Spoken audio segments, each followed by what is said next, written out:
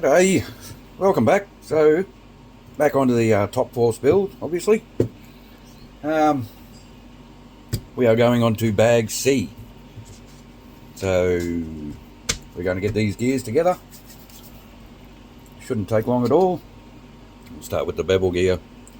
A 1150 bearing, then an 850 bearing, and that hollow shaft. Just like that, and then those white caps either end. One there for that assembly. Nice and smooth. Now I'll put that aside for now. And we'll build the other shaft, which is a drive shaft for the out drive for the drive shaft.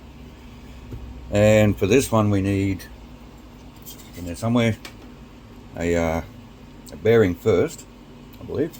Yep. Bearing and then a 4mm E-clip.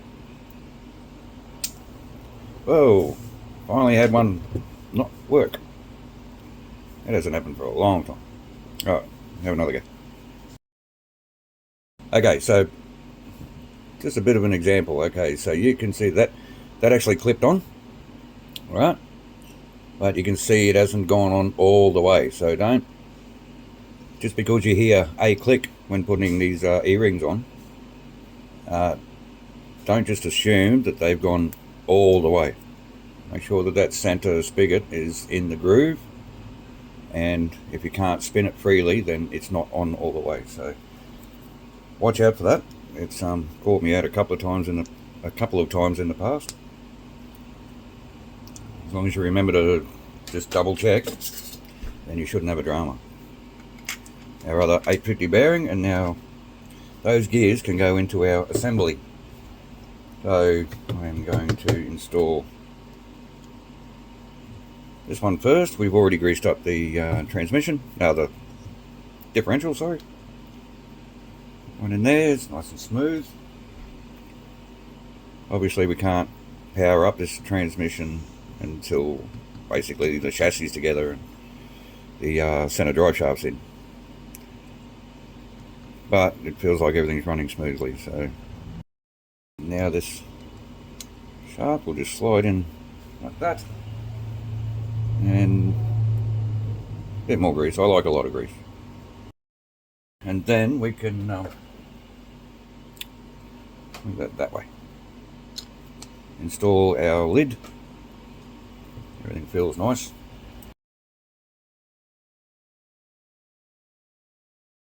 So step 15, we are assembling the front bulkhead, or the what do they call it? Front damper stay. So we just have our J10 plastic part here. Just basically screwing onto the FRP part.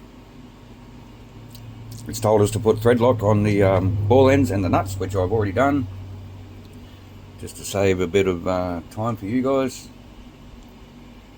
3x10s, I needed 4 of them actually, so get another 2 of them out. I don't know why I'm transferring from there to there since it's right there, but hey, anyway, you get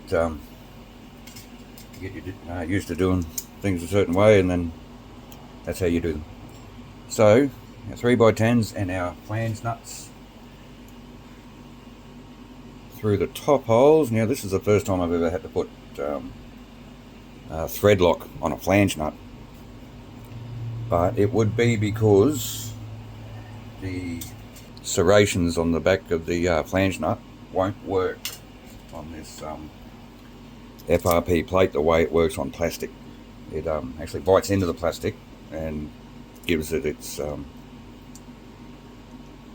basically acts as a lock nut.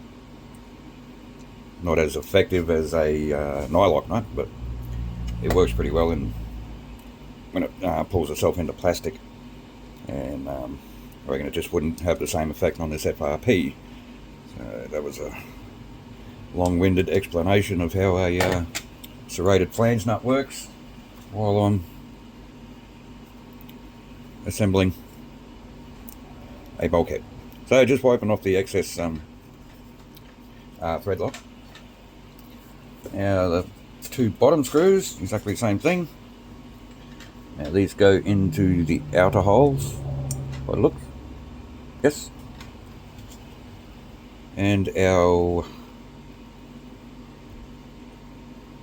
ball ends just simply screw on. I haven't tightened that completely yet, so I'll come back and do that once this second one's in.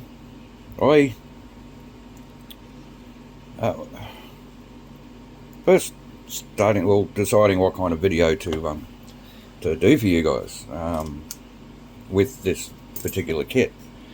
I wanted to go into what's the word I'm looking for?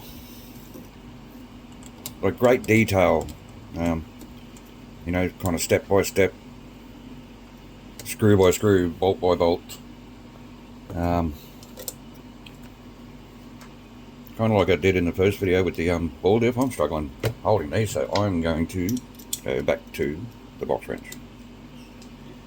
Kind of like I did in the first video, or the second video I should say, with the ball diff. Really went into a great explanation, well, not great as in good, I mean a lot of explanation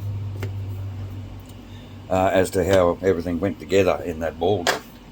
And I wanted the rest of the build to be similar to that. We are now on to 16 because we've done our bulkhead and Zach's already put our arms, and we just simply have to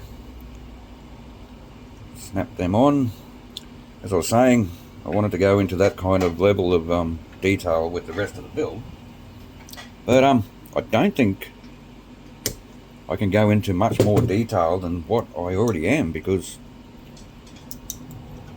I was a little bit intimidated when I first opened up this kit and started reading the instructions, and this is completely different to everything I've ever built. But now that I'm building the car, it is so simple. There's really not much to this car whatsoever. So I'm really struggling to think of things to explain. So our bulkhead just screws onto the front here like that. I'll get my screws out. They're right here. There's a big slotted hole there, so I don't really like that. It's okay. So yeah, there's really not much to explain. Like, I haven't come across any, apart from the ball diff, I haven't come across any points that kind of need extra explanation, like the little things that might trip you up when you're building the car, that might go overlooked or you don't think about. I'm really struggling to find any things like that. Now, you're going to tell me I got that the wrong way around. No, that's right. Yep, and our O-rings in our drive cups, my tweezers, a couple of O-rings.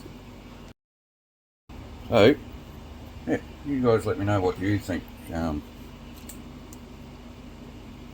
especially those who have actually built the car. How did you find it building it? I mean, I have heard it's a nice kit to build, and so far it's a beautiful kit to build.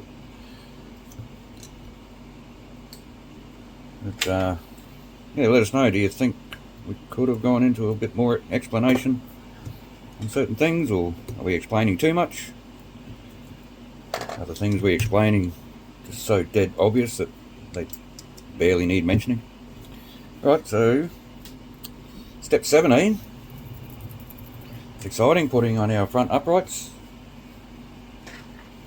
Right. And assembling, well, actually it'll be in the next step, assembling the control arms. But let's do these uprights first, so I need another 2 ball bearings. I really can't recommend this bearing supplier enough. Plague bearings. Never had a problem with them. Very fast turnaround. I think every time I order order bearings, they're delivered to my door within 3 to 5 days. And we're kind of a little more remote than most towns, so that's just good service. I'm just blabbing on here while I'm putting stuff together. I'm just putting the bearings in. Where'd my other drive shaft go? There it is. Yeah, sliding bearings into our uprights, and then ball ends. And again, I haven't tapped out these holes, so we're just gonna fumble on through and hope we get it right. Yeah, that seemed to start nice and easy. Right, that is our right. This here will be our left, so that goes up under there like that. I'm just checking. They're not tapped already. So, although I think these M4s are tapped, or have the thread moulded into the plastic, I should say. So there is step 17 done. There's a lot of steps, like a lot of individual numbered steps for this car, but each step really doesn't involve much at all. So, like for instance, this step, the bulkhead assembly that you did in the previous step, screws on with 2 screws, and then your upper control arms clip on, and then O-ring. That is it for that step. And step 17 wasn't much more difficult than that. And now you're a little bit more involved with step 18, and step 19 is simply just fitting the U-shaped shaft. I love some of the names they come up with these parts, I'll tell you. Alright, I'm going to get some parts out. Right, we got our parts together. I actually didn't have to organise very much at all. That's another thing about this kit that I'm noticing. All the steps obviously relate to that parts bag, but all the individual parts themselves, right, such as these, and the previous parts for the previous steps, pretty much come in their own individual bag. I haven't really taken any notice. Usually we just dump out all the bags in our sorting trays at the start of the build and just grab screws as we need them. So I don't know if there's many other cars that do similar, but it's been so simple putting this kit together. And I realise now that I've probably spoken too soon. Something is going to go horribly wrong. You watch. Alright, so control arms. They're both exactly the same. They can be flipped. Control arms, we'll just get these screwed together. There's really nothing exciting here. You would have seen this for the rears. So, I don't know when exactly this video is coming out. This this part of the video series, I should say. But it's still Sunday for us. We plan on getting this car built today, painted, maybe even out on the track, and give it a nice good run and see if we're impressed with it, see if we're not impressed with it. But for you guys, this could be a Wednesday video, Thursday, Friday. We really don't know until we edit everything. We pretty much just, when we're doing a build like this, we pretty much build the entire car in one day, if we can. And then, what am I doing here? What was I saying? Okay, so, we just had a bit of a brain fart there, but we're back on track. Now, yeah, that's what I was talking about. I yeah, how we make the videos. We just build the car in one day if we can, if possible, and we pretty much decide as we're going when we are going to finish that particular or any particular video. We try to do the build in parts, because I do think the builds deserve to kind of have a bit of detail in them. Like you watch some channels and they build a oh, I don't know, say a bruiser or a SRB kit, or something that's got a little bit of a little bit more complicated than your standard, like grasshopper or hornet or something like that. And they get it, and they completely build the car in one video, and the video is like 10 minutes long. Not putting any of those guys down for what they do, but I mean, a lot of them are a lot better at what they do than we are, and they're actually making money out of it. So I'm not putting them down, but yeah, I do think certain builds do deserve to have a little bit more time dedicated to the actual build process. So that's why we like to split up parts in the build series, and we're really not too concerned how long the builds go for, as far as the how many parts are in a build series. Yeah, none of that really concerns us. Oh, that's the wrong way. See what happens when you're just yapping on. Okay, so that's this side. Like I said, these uprights, these red uprights, they have the thread moulded into them. I say as I cannot find the thread. There we go.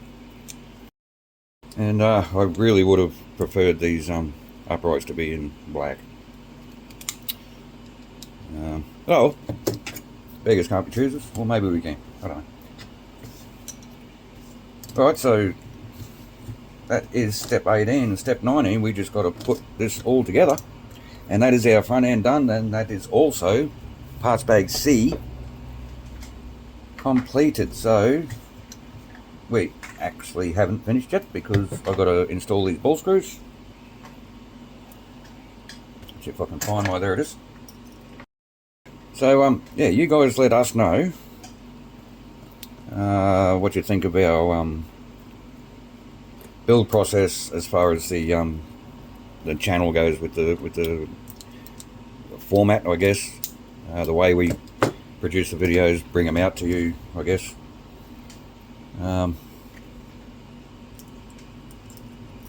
Because we really don't know what we're doing here, so we kind of just make stuff up as we go along. We cheat a bit. We watch a lot of other videos, and some things we go, oh yeah, that'll be a good idea, that'll be a good idea. We don't directly rip off any other channels. I think that's just rude, unless we're doing it as a bit of a joke and we actually mention the channel and they're okay with it and stuff like that, blah blah blah. So I don't have any pins. Where's my pins? Oh, okay, I was looking for pins with circlips, but it's this U-shaped shaft. So this is just simply a matter of sliding them in, and again I'm going to use the AW grease anti-wear.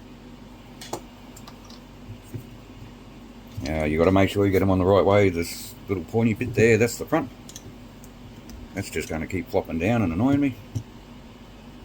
This is going to be tricky, so I'll let that sit there for a minute. I'm going to grease up the other side. This kind of set up with this U-shaped shaft, and my dog bone keeps falling out. And it just fell on the floor again. This is going to be a handful, so if you hear me swearing, shut your ears. Alright, so you've only got to line up your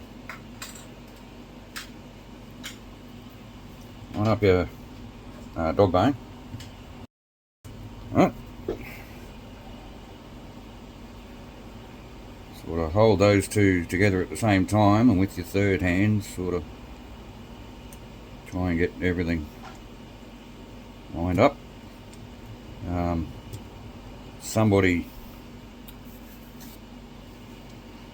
Actually a lot of people can probably have better ways to do that and make it not look so hard, and then of course your dog bones fall out anyway. So just going to clip that one on and clip on the top arm. Sometimes I do make things look quite difficult, or more difficult than they should be anyway. That didn't want to line up there for a second, but I think we got it. That is our front end all together. So that'll be the end of this video. So we have both our front and rear ends together. This really isn't taking long at all. Next video will be shocks, and then installing the shocks. Let's have a look here. Installing the shocks, yes, take us right up to bag E, which is basically putting the chassis together and then steering componentry. So again, thanks for watching, thanks for your support, and we'll see you in the next video.